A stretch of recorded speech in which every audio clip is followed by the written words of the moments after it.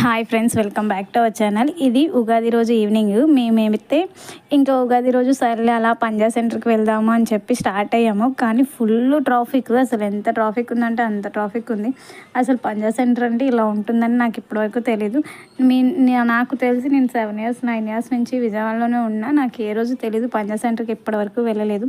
ఇది రంజాన్ సీజన్ కాబట్టి అస్సలు ఖాళీ లేదు, అసలు కొంచెం కూడా అడుగు పెట్టడానికి లేదు. మేమైతే ఇంకా అక్కడ ఏదైనా తిందామని చెప్పి వెళ్ళాము, కానీ ఆ క్రౌడ్కి అస్సలు తినబుద్ధి కూడా కాలేదు. ఇంకెందుకులే అని చెప్పి ఇంకా రిటర్న్ అయితే వచ్చేసాము. కానీ చాలా బాగుంటుందంట పంజా సెంటర్. ఏందో రంజాన్ సీజన్ స్టార్ట్ అయ్యేటప్పుడు మీరు వెళ్ళండి, ఎందుకంటే అప్పుడు కొంచెం క్రౌడ్ తక్కువగా ఉంటారు. సో అప్పుడైతే బాగుంటారు. అక్కడైతే మ్యాకే పెట్టేశారు. నేను షాక్ అయ్యాను.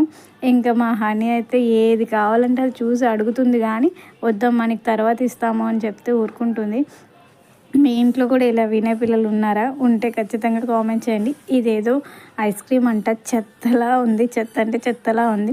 నాకు తెలిసి మీరు అక్కడ నార్మల్ టైమ్స్లో వెళ్తే కొంచెం బాగుంటాయి టేస్ట్లు. ఈ టైంలో అయితే అంత టేస్ట్ అయితే నాకేం అనిపించలేదు. ఇంకా సర్లే అని చెప్పి ఇంకా రిటర్న్ అయితే అయిపోయాము. ఇంకా రిటర్న్ వచ్చేటప్పుడు ఏంటంటే ఇంకా ఈచ్ స్ట్రీట్కి వెళ్దాంలే అని చెప్పి ఇంకా ఈచ్ స్ట్రీట్కి కూడా వెళ్ళాము. కానీ ఆ ఈట్ స్ట్రీట్లో కూడా అసలు ఫుల్ జనాలు ఉన్నారు.